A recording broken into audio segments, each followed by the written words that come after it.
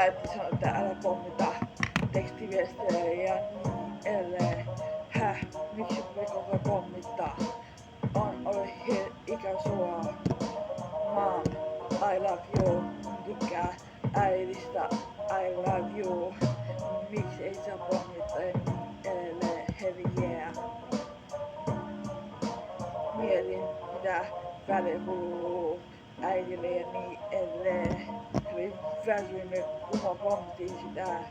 Äidillä on muutakin tekemistä ja niin edelleen. Mietin, että mitä äidille kuuluu ja niin edelleen. Me ei pidä koko pommita äitiä niin edelleen.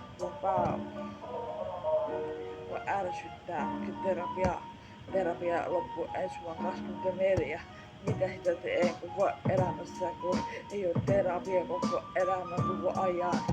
Mitä sitten teen niin edelleen, kun terapia on loppu. Okei, nyt kestää harrastuksia niin edelleen, kun vaan.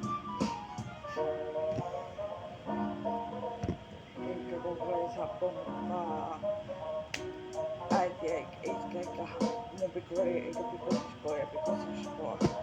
Jotta sanoo, että älä pommita koko ajan. Äiti sanoo,